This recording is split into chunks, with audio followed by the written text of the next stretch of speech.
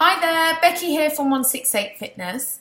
So last week I gave you step 1 in my how to get fit, lose weight, tone up and feel happier and healthier this summer.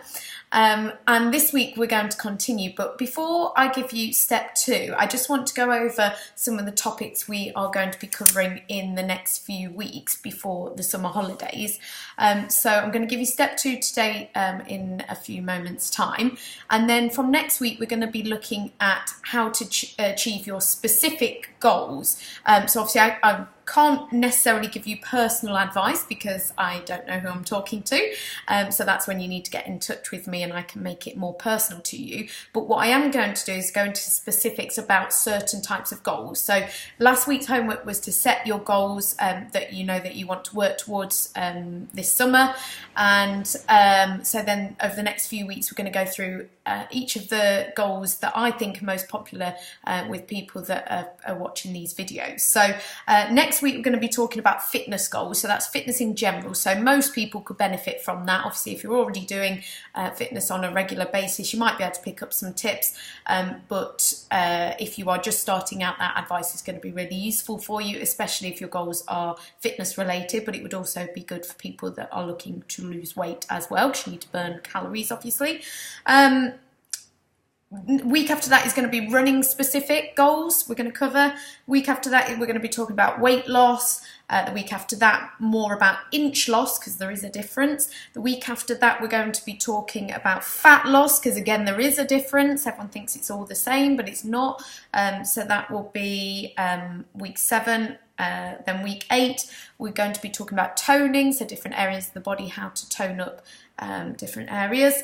And then in week 9 we're going to be talking about sort of health and energy goals, which are no less important, but sometimes people don't really think of those as being goals. They're just sort of added extras from starting a new fitness program or starting a new diet plan. So all of those topics will be covered over the next few weeks. So if you want to, once you've set your goals, if you want to come back each week and watch the videos and see how it relates to you, great.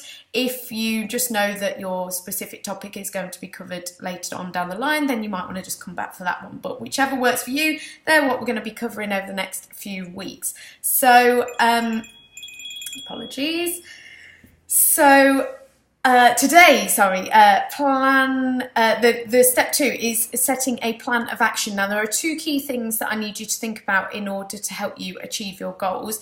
The first one of those is what time have you got available to you to help you achieve those goals? What time are you willing to put into achieving your goals, whether that's going to exercise classes, doing running sessions each week, whether it is prepping meals, whether it is going to a Slimming World group, for example, whether it is each Monday morning weighing yourself or measuring yourself. What time are you willing to put aside, or are you able to put aside, so that you can prioritise your goals? Because this is key for making sure it happens. If you don't plan and you don't prepare for achieving these goals and the action that you need to put in, then you're not going to do it. It needs to be booked in your diary, just like any other appointment that you would make sure that you turn up to when it's booked in your diary. So think about what time you have available. That's what I want you to do first of all, and also think about what money it's going to cost, or what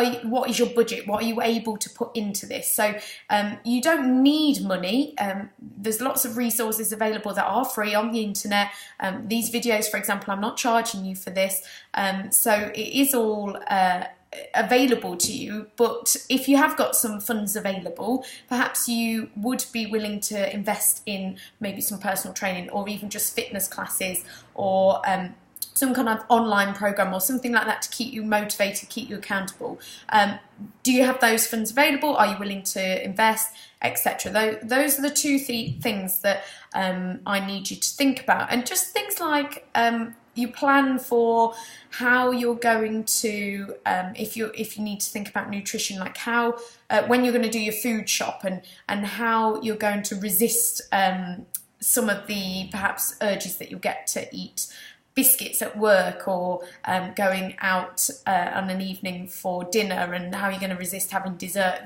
you don't need to have a necessary set written down plan for that, but you do need to be thinking about it. So that's what this week's planning is all about. So you've got your goals from last week. Hopefully, if you haven't done that, you need to do that, because none of the extra advice I give you will be relevant if you don't know what you're actually trying to achieve. And then secondly, this week's step 2 is to come up with a plan of action. And then next week, we're going to be going through the specifics, and in future weeks, specific goals leading up to summer to help you achieve them. So I'll see you next week, hopefully.